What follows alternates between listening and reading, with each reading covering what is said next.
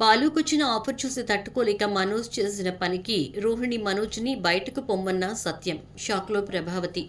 ఇంతకు మనోజ్ ఏం చేశాడు? బాలుకొచ్చిన ఆఫర్ ఏంటి? మరి రోహిణితో సహా మనోజ్ని ఇంట్లోంచి వెళ్ళిపోమని చెప్పి సత్యం చెప్పటం ఏంటి? ఇదంతా కూడా వీడియోలో చూసి తెలుసుకునేద్దాం. గుండె నిండా గుడి గంటలు రాబోయే కథలు జరగబోయే సన్నివేశాల గురించి ముందుగా తెలుసుకోవడానికి వీడియోని లైక్ చేసి ఛానల్ను సబ్స్క్రైబ్ చేసి పక్కనే ఉన్న బెల్ ఐకాన్లో ఆల్ ట్యాప్ చేయండి. మొత్తం మీదకి చూసుకున్నట్లయితే కనుక ఇక ప్రభావతి అయితే మీనాని ఎద్దేవా చేయటం మొదలుపెట్టింది. ఇంటందరి కోసం చేసిన పూరీలను కూడా తన వాక్చాతుర్యానికి వాడుకొని చాలా మాటలే అంది. రోహిణి కూడా చాలా పౌరుషంగా ఇంట్లో మనం తినొద్దు మనోజ్ వెళ్ళిపోదామని చెప్పని అంటూ ఉంటే ఇక మీనా చాలా గట్టిగానే అడుగుతుంది. ఎన్ని రోజుల్లో తెచ్చిస్తారు? 2 రోజుల్లోనా, 4 రోజుల్లోనా, నెల రోజుల్లోనా? అప్పటి వరకు తినరా అని చెప్పని మాట్లాడుతూ ఉంటే ఇక రోహిణికి కోపం వస్తుంది. సాయంత్రానికి రోహిణి బాలుని పిలవండి మావయ్య అని చెప్పి తన బ్యాగ్లో నుంచి 4 లక్షల రూపాయలు తీసి ఇస్తుంది.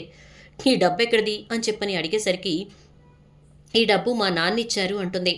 ప్రభావతి వెంటనే ఏంటి ఇక్కడ జరుగుతుందంతా మీ నాన్నకు చెప్పావా అని చెప్పని అడిగితే లేదత్తయ్య అంటుంది. అయినా మీ నాన్న జైల్లో ఉన్నాడు కదమ్మా, జైల్లో ఉన్న మీ నాన్న ఎంత కావాలంటే అంత ఎలా పంపిస్తున్నాడు అని అంటే బాలు ఏమో అక్కడ జైల్లో కూడా బ్యాంకులు ఉంటాయేమో నాన్న అని చెప్పని అంటాడు. లేదు, జైల్లో మా అంకుల్ నాన్నని మీట్ అవ్వడానికి వెళ్ళినప్పుడు మా అంకుల్కి చెప్పి మా నాన్న డబ్బు పంపించారట అని చెప్పని అంటే జైల్లో చెక్ బుక్లు అవి పెట్టుకోరు కదమ్మా, మరి ట్రాన్సాక్షన్స్ ఎలా జరిగాయి నాకు అర్థం కాక అడుగుతున్నాను అని అంటాడు సత్యం.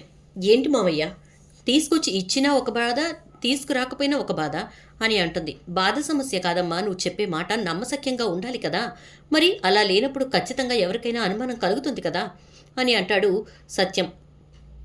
ఇక వెంటనే రోహిణి అయితే లేదు మావయ్య, మా మావయ్య మా నాన్నే పంపించారు అని చెప్పేసేసి ఇదిగోండి డబ్బు అని అక్కడ పెట్టేసి వెళ్ళిపోతుంది. ఇక లోపలికి వెళ్ళిన తర్వాత మనోజ్ రోహిణితోటి పోన్లే ఇప్పటికైతే గండం గట్టెక్కింది అంటాడు. డబ్బు ఎక్కడి నుంచి తెచ్చానో అక్కర్లేదా నీకు అని అంటే అవును రోహిణి, డబ్బు ఎక్కడి నుంచి తెచ్చావు అని అనగానే నేను పార్లర్ వాళ్ళకి లీజ్కి ఇచ్చాను కదా, వాళ్ళ దగ్గరే 4 లక్షలు అడిగి తీసుకొచ్చాను అంటుంది.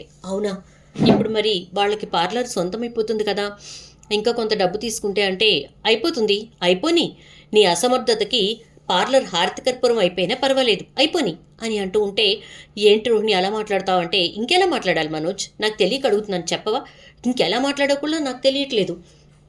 ఎవరైనా సమర్థవంతమైన భర్తని పెళ్లి చేసుకున్నానని సంతోషపడతారు, కానీ నా కర్మేంటో నీలాంటి వాడిని పెళ్లి చేసుకుని సంతోషపడాల్సి వస్తుంది అంటే రోహిణి మరి అలా తీసిపారేసినట్టు మాట్లాడకు అంటే చెప్పనా ఒక మాట, బాలు కంటే కూడా నువ్వు అధ్వాన్నమైన మనిషివి, నిజంగా బాలునే నీకంటే 1000 రెట్లు మేలు, రవి నీకంటే 1000 రెట్లు మేలు అంటూ వెళ్ళిపోతుంది రోహిణి. ఇక రోహిణి తన్ని బాగా చీప్గా మాట్లాడుతుందని చెప్పి అర్థం చేసుకున్నటువంటి మనోజ్ అయితే ఇక ముందు నేను బాగుపడాలి అనే విషయాన్ని పక్కన పెట్టి బాలు రోహిణి దృష్టిలో హీరోలా కనపడుతున్నాడు కాబట్టి వాడు మాత్రం హీరోలా కనిపించకూడదు అని చెప్పి ఆలోచన చేస్తాడు. ఇక అలా అనుకుంటూ ఉండగానే సడన్గా బాలు తర్వాత రోజు ఉదయాన్నే వచ్చి అందరికీ స్వీట్లు ఇచ్చేస్తూ ఉంటాడు. ఏమైందండి, ఏంటి ఏమైంది అని చెప్పని అడుగుతూ ఉంటే ఏమైందా చెప్తానుండు అని చెప్పేసి అందరి నోరు తీపి చేసిన తర్వాత విషయం ఏంటంటే నాకు ఒక మంచి ఆఫర్ వచ్చింది అంటాడు. ఎలా నాన్న, ఎలా వచ్చింది, ఎక్కడొచ్చింది అని చెప్పని సత్యం అడిగేసరికి నాన్న వారం రోజుల క్రితం నా బండిలో ఒక కస్టమర్ ఎక్కారు. ఆయన కొంచెం పెద్ద వయసు ఆయనే, నీకంటే కొంచెం ఒక 5-6 సంవత్సరాలు పెద్దోళ్ళు ఉంటారు. అయితే సడన్గా ఆయనకి గుండెపోటు వచ్చింది. దాంతో నేను ఆయన్ని జాగ్రత్తగా ముందు హాస్పిటల్కి తీసుకెళ్లాను. అక్కడికి తీసుకెళ్లిన తర్వాత ఆయన దగ్గర నుంచి ఫోన్ నెంబర్స్ తీసుకుని వాళ్ళందరికీ ఫోన్లు చేశాను. అందరూ కూడా అమెరికా లోకలు, ఆస్ట్రేలియా లోకలు ఉన్నారట. ఇక్కడ ఈ పెద్ద ఆయన ఒక్కర్లే లంకంత ఇంట్లో ఉంటున్నారట. అందుకోసం అని చెప్పి నేను ఈ వారం అంతా కూడా ట్రిప్పులకు వెళ్లకుండా ఆయన దగ్గరే ఇంట్లో ఉండి అటు హాస్పిటల్లో ఇంట్లో ఉండి ట్రీట్మెంట్లు చేయించి మొత్తానికి వాళ్ళ పిల్లలకి అన్నీ అప్డేట్ చేశాను. వాళ్ళైతే చాలా సంతోషపడ్డారు. ఇక వాళ్ళు ఒక ఆఫర్ ఇచ్చారు నాన్న అని చెప్పని అంటే ఏంటరా నాన్న ఆఫర్ అంటే నన్ను ఇంటర్నేషనల్ డ్రైవింగ్ లైసెన్స్ తీసుకోమన్నారు. తీసుకుంటే అయితే వాళ్ళ పెద్దబ్బాయి అమెరికాలో ఉన్నాడట, అక్కడికి కానీ, లేదా వాళ్ళ చిన్నబ్బాయి ఆస్ట్రేలియాలో ఉన్నాడట, అక్కడికి కానీ నన్ను వచ్చేయమన్నారు. నెలకి 3 లక్షల రూపాయల జీతం ఇస్తామన్నారు నాన్న అని అంటే అంత ఎక్కువ అమౌంట్ ఎందుకు ఇస్తామంటున్నారు అనగానే వాళ్ళ నాన్న వాళ్ళ కోసం చాలా కష్టపడి ఎంతో ఆస్తి కూడబెట్టారట. ఆ కూడబెట్టినటువంటి ఆస్తి మొత్తాన్ని కాపాడుతూ ఆయన వాళ్ళ దగ్గరికి రమ్మన్నా రాకుండా ఇక్కడే ఉండిపోయారట. అలాంటి ఆయన నా గురించి ఇప్పటి వరకు ఎవరి గురించి పొగుడుతూ కానీ ఎవరి గురించి మంచిగా కానీ ఆయన చెప్పేవాళ్ళు కాదట.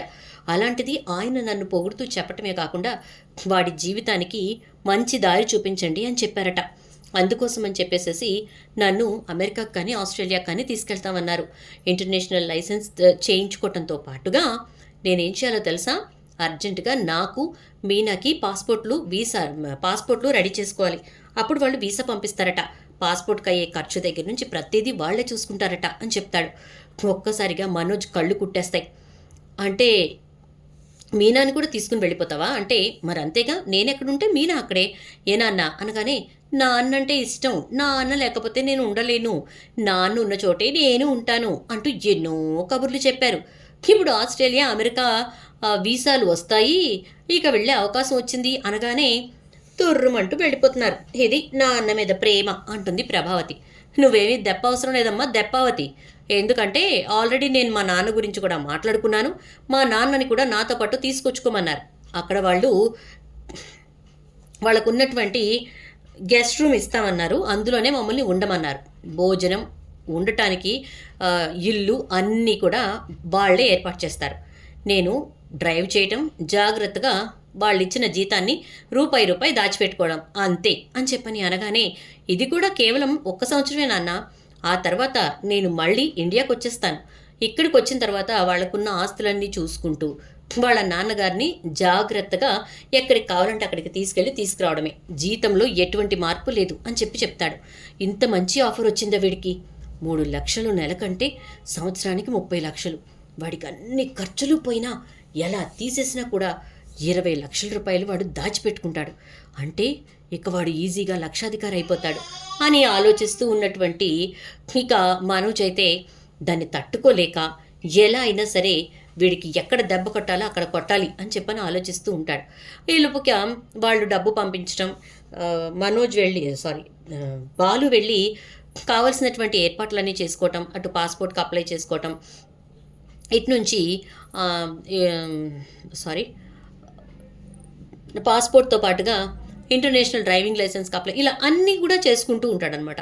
చేసుకుంటూ ఉండగా ఇక సత్యం అయితే, నేను రానులేరా అని చెప్పానంటే, లేదు నాన్న, నిన్నిక్కడ వీళ్ళు బ్రతకనివ్వరు, మళ్ళీ గుండె నొప్పి వచ్చినా వస్తుంది కూడా, అందుకే నువ్వు నాతో వచ్చేయి, వీళ్ళ తిప్పలు వీడు పడతారు, నీకెందుకు వచ్చిన బాధ అని చెప్పని అంటాడు. అక్కడికి వెళ్ళిన తర్వాత ఏదో ఒకటి చూసి మన రవిగడికి కూడా అక్కడ రెస్టారెంట్ పెట్టించేద్దాం నాన్న, వాడు వచ్చేస్తాడు శృతిని తీసుకొని అంటే, థ్యాంక్ యూ బాలు, నిజంగా నీ మనసు చాలా మంచిది అని అంటుంది శృతి. అయితే ఇక అంటే ఎడు తిరిగి నేను, నా కొడుకు, నా కోడలు ఇక్కడ ఉండాలి, అంతే కదా, ఉంటాం, మాకేం బాధలేదు అంటుంది.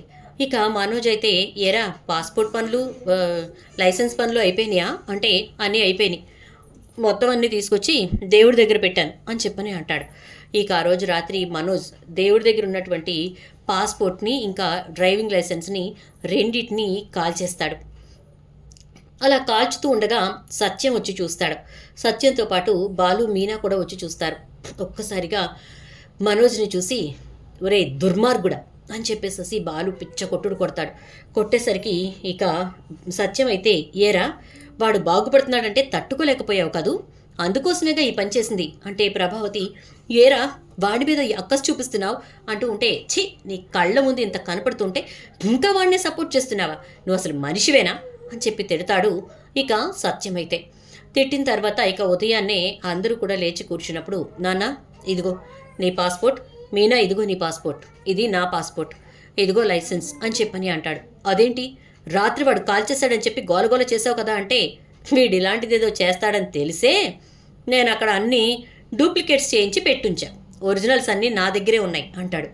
మరి ఇంతోటి దానికి రాత్రి వాడిని అంత చావు దెబ్బలు కొట్టావు అని అంటే నిజంగా నేను అలా ఊహించకుండా ఒరిజినల్స్ అక్కడ పెట్టుంటే మొత్తం అన్నీ కాల్చేస్తుండేవాడే కదా అని అంటాడు. దాంతో ఇక సత్యం, చూడమ్మ రోహిణి, మనోజ్ని తీసుకుని బయటకు వెళ్ళిపో, లేదా మళ్ళీ నేను వచ్చేసరికి మాత్రం ఇంట్లో కనిపించొద్దు అంటూ ఉంటే, మీరు వెళ్ళిపోతానికే సిద్ధపడ్డారా అంటుంది ప్రభావతి. నీకు మాట్లాడడానికి అర్హత లేదు, నా కొడుకుతో నేను వెళ్తున్నాను, తర్వాత ఇక్కడికి వచ్చిన తర్వాత రవికి రెస్టారెంట్ పెట్టించి వాడిని కూడా మా దగ్గరికే తీసుకెళ్ళిపోతాం అని అంటాడు. చూద్దాం మరి రాబోయే ఎపిసోడ్స్లో ఏం జరుగుతుందో.